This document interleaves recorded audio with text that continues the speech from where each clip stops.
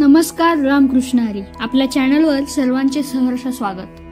आपल्या सार्थ ज्ञानेश्वरी या सिरीज मधील काल आपण अध्याय 13वा पाहिला. आज अध्याय 14वा पाहणार आहोत, पण तत्पूर्वी चॅनलला सबस्क्राईब जरूर करा आणि व्हिडिओ आवडल्यास लाईक, शेअर आणि कमेंट करायला विसरू नका. अध्याय 14वा गुणत्रय विभाग योग.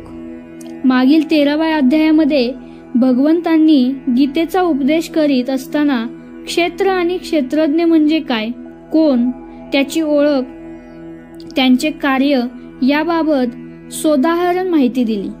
तसेच त्या परमपुरुषाची प्रकृती, त्या प्रकृतीच्या खेळामुळेच आत्म्याला सुख दुःख कसे भोगावे लागते हा भागही मोठ्या खुबीने निवेदन केला. या 14व्या अध्यायाचा जो विषय आहे तो म्हणजे गुणातीत योग. या अध्यायात संत ज्ञानेश्वर महाराज आपल्याला गुण म्हणजे काय, गुणाची बाधा म्हणजे काय, ती बाधा कशी होते, का होते या संदर्भात माहिती देणार आहेत. पुरुष गुणातील होतो म्हणजे काय, त्याची लक्षणे कोणती, हा विषय या अध्यायात मांडला जाणार आहे.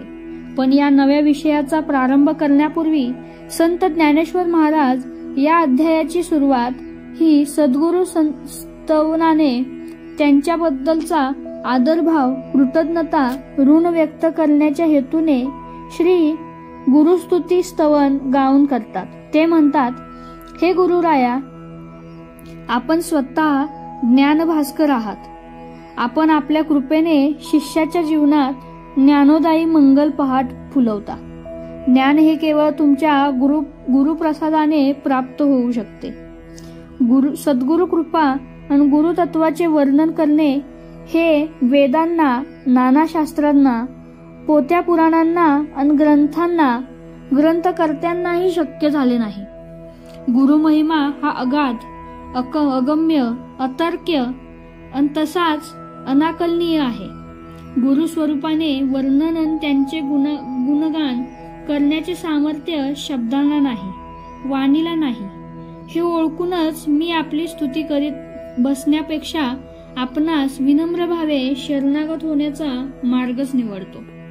असे म्हणून महाराज आपले सद्गुरु श्री निवृत्तीनाथ ह्यांच्या चरणांवर मस्तक ठेवून विनम्र प्रार्थना करतात की, हे गुरुराया, मी तुमचे वर्णन, स्तुती करण्यास अपुरा आहे. ती शक्ती माझ्याजवळ नाही. मी आपल्याला अनन्य शरणागत भावाने वंदनच करतो. मला तुमच्या कृपेचे पांघरून घाला.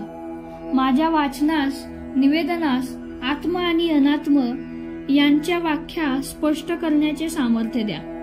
माझ्या या गीतेवरील प्राकृत निरूपणाचे श्रोत्यांची श्रवण तृप्ती होऊ दे. त्यांच्या अंतरी भक्ती जागू दे. संत ज्ञानदेवांच्या या स्तुतीने संतुष्ट झालेले संत निवृत्तीनाथ त्यांना म्हणतात, बाबा, आता माझी स्तुती नको. तर तो श्रीकृष्णार्जुन संवादाचा पुढील भाग तू निवेदनास घे. ती गुरुआज्ञा शिरसावध्य मानून संत ज्ञानेश्वर महाराज या नव्या विषयाच्या कथाभागास प्रारंभ करतात. अर्जुना, आत्मज्ञान हे सर्व ज्ञानातले अत्यंत उत्तम असे ज्ञान आहे. ते उत्तम असे म्हणण्याचे कारण असे की ज्याला आत्मज्ञान प्राप्त होते त्याची जन्म मरणाच्या फेऱ्यातून सुटका होते. तो मद्रूप होतो, मोक्षाचा अधिकारी होतो. त्याच्या मनातला द्वैतभाव दूर झालेला असून त्यास अहब्रह्मास्मी याची अनुभव प्रचिती झालेली असते. पण या सुखासाठी मन अंतर्मुख करून हे आत्मज्ञान मी कोण याचा खरा शोध घ्यावा लागतो. पण जीवाला नेमकी याच आत्मज्ञानाची खरी जाणीव झालेली नसते. तो स्वरूपाला विसरून जीव आणि शिव हे दोन्ही भिन्न असे मानत असतो.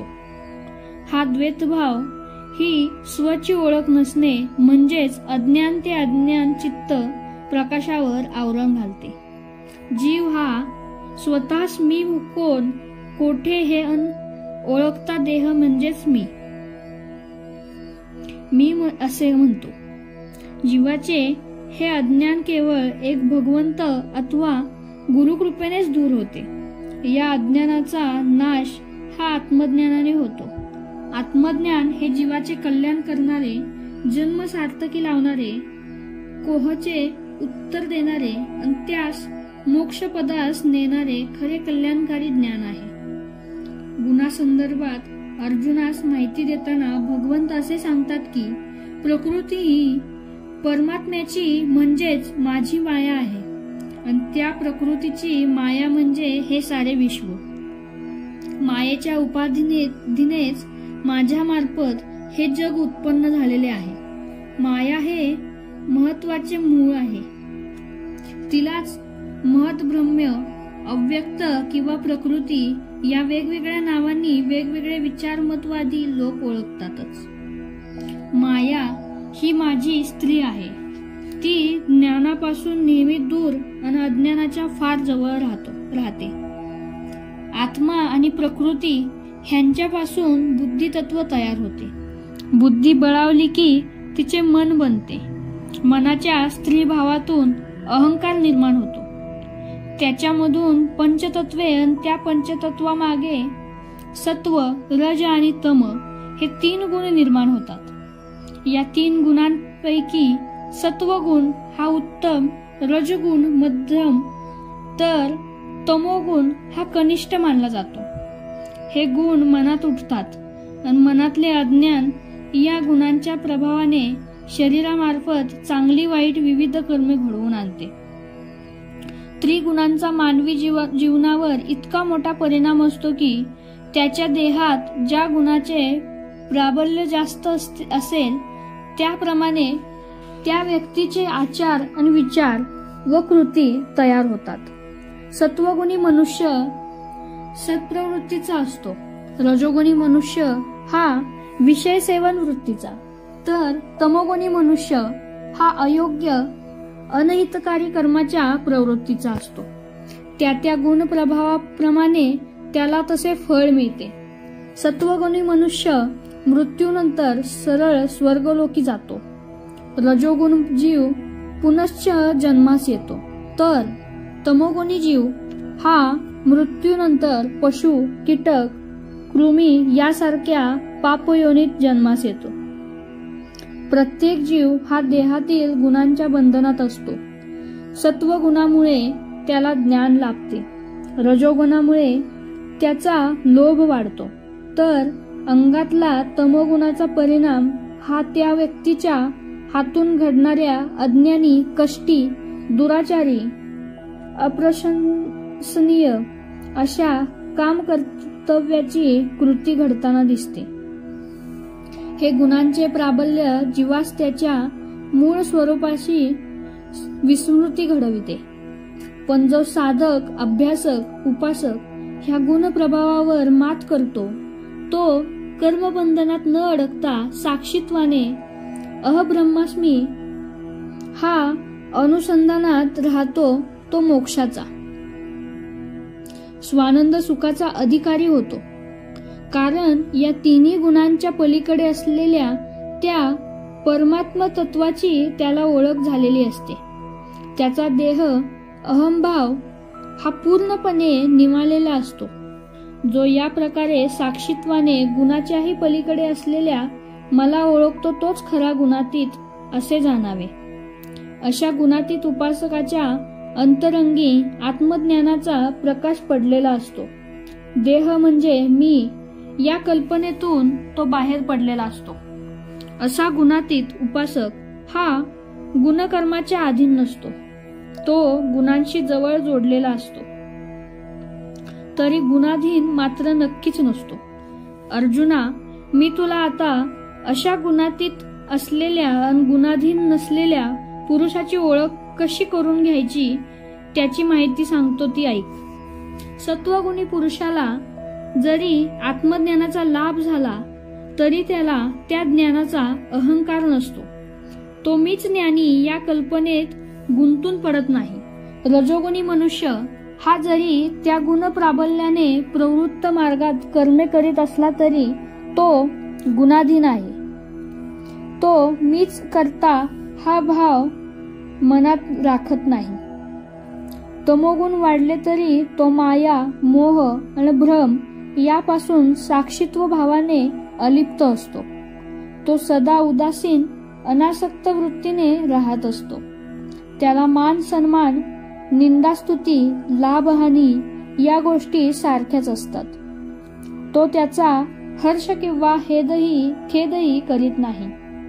तो सकल विश्वाकडे हरिरूप म्हणूनच पाहत असतो.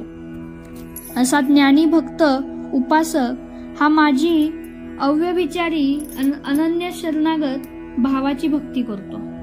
त्या भक्तीनेच तो मजप्रत येऊन मिळतो. त्याची ती अनन्य शरणागत भक्ती हेच त्याचे गुणातीत होण्याचे साधन असते.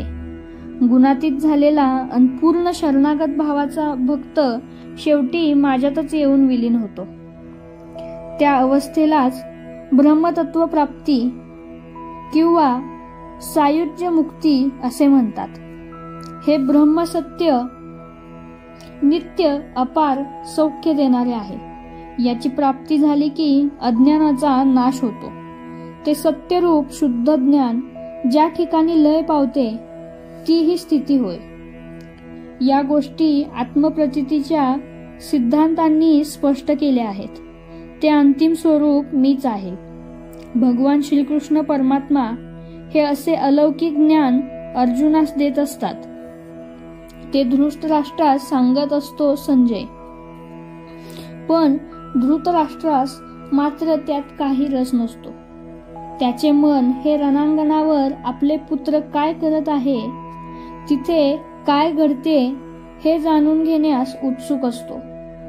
तो स्पष्ट शब्दात आपली नाराजी व्यक्त करीत म्हणतो, संजया, तू मला या धर्मज्ञानाच्या गोष्टी सांगू नकोस.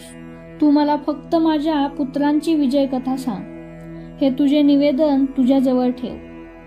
हे ऐकून संजय मनात म्हणतो, काय हे महाराज धृतराष्ट्र, हे अंध तर आहेतच, पण त्यांना आत्मज्ञानाचीही आवड नसावी, हे केवढे अज्ञान असो.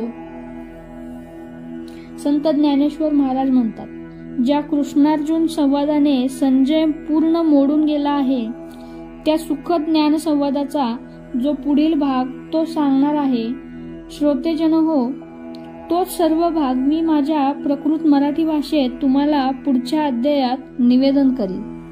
अध्याय 14 इथेच संपला. धन्यवाद.